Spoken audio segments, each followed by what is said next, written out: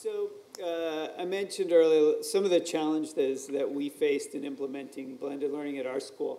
One was the lack of models in 2011. It's 4 years ago, which doesn't seem like that many years ago, but in kind of the world of educational technology, I searched for models of schools doing blended learning, and I could not find any, very few, and nobody who was kind of doing what I envisioned us doing.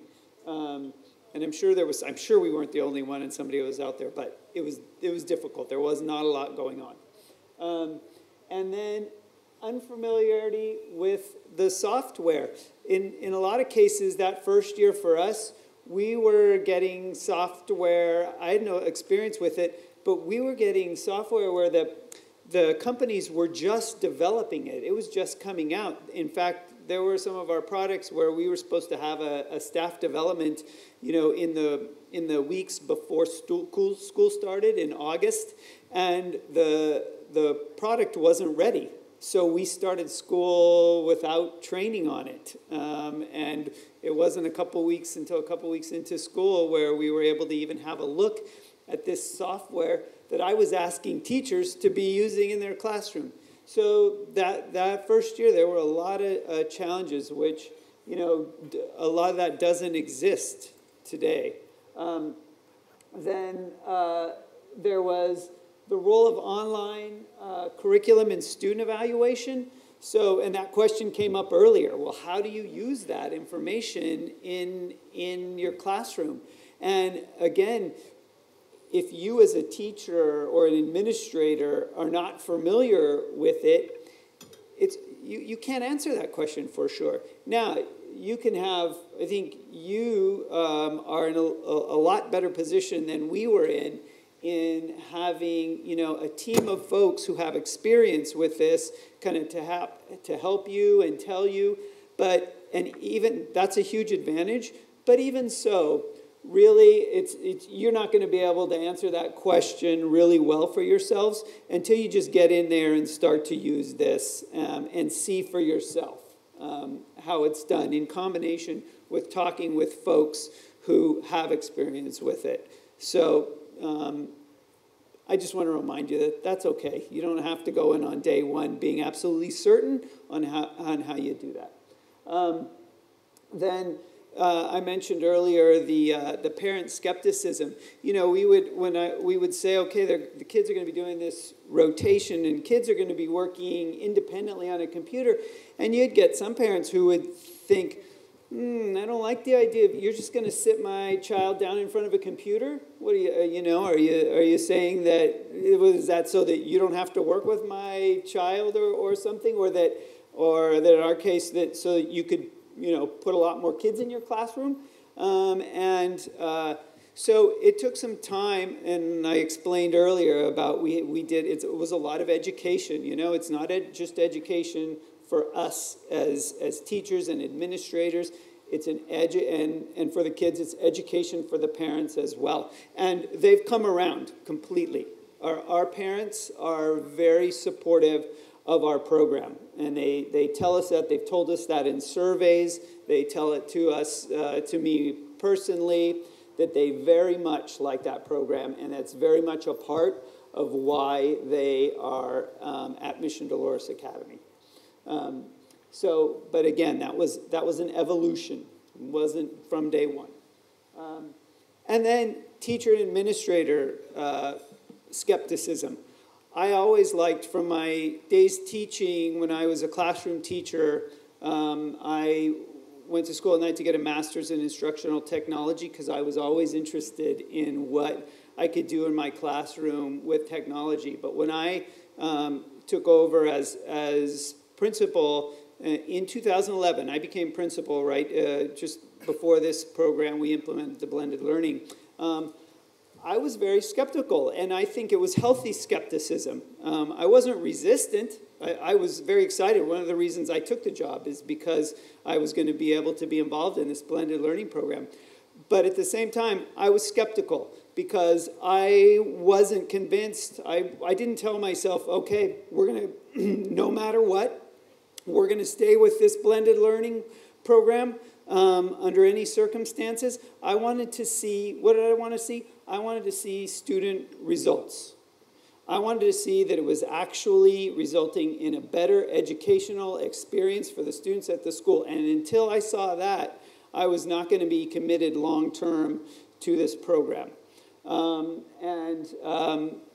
Eventually I did see that. And I did come to that conclusion. And I would not go back to being at a school without it. And I think that our teachers would tell you the same thing. So we've done surveys with the teachers. We had, I don't know if you guys do an accreditation program through the, I don't know whether it's through the National Catholic Education Association or something like that. Okay, so we do that, and we just did our accreditation this spring. And so as part of that, you need to do all these surveys with various members of the community. And so they did these surveys, and 100% of our teachers said that they would not go back to teaching at a school that didn't have this component, the blended learning component, in their classrooms. So some results, and these are based on kind of the way we judge ourselves, the way we evaluate whether we're being successful at Mission Dolores Academy. One thing is enrollment. In San Francisco, there's overall in the Catholic schools, there's a challenging situation where there is declining enrollment for a number of different reasons. And so we were very focused on one of the ways we were evaluating ourselves is based on our enrollment. So in 4 years, our enrollment at MDA has gone up 17% in an environment where Catholic schools, on average in San Francisco, have gone down 8%. So for us, that was very important. And I mentioned the teacher satisfaction, and then parent satisfaction and buy-in to the program as well. And then, of course, the student satisfaction, which the teachers showed you some anecdotal evidence with the comments that kids have made about the online learning program. And I see it in the way kids just talk about their education and what they're doing. They take a lot more ownership. This is an elementary school. This isn't high school. These are elementary school kids. And I see them talking independently about the work that they're doing and their schooling in ways that I had not seen before. Academic results, our kids are coming in at pretty low levels when they begin kindergarten. On our standardized tests that we give, they're coming in, at around the 27th percentile, and they're leaving us at about the 70th percentile. When they go off to high school. So the other thing that's very important to us, because I mentioned earlier the population we serve, it's a lower socioeconomic population, so a lot of our students come from families that these kids are going to be the first in their generation to go to college. The high school environment in San Francisco is very competitive. The public schools are very uneven. There's some good public schools, but not nearly enough to serve the demand. There's a very high demand for the private high schools and the Catholic high schools in particular. And so we're very focused, and we measure ourselves on how we are doing in getting these kids into these very competitive high schools. And also, with our families, getting them, another component of that is not only getting them admitted, but having them be strong enough candidates that they're good at getting good financial aid packages, because our parents can't afford a lot of these high schools. I'm very proud of our rates of acceptance and attendance in these high schools.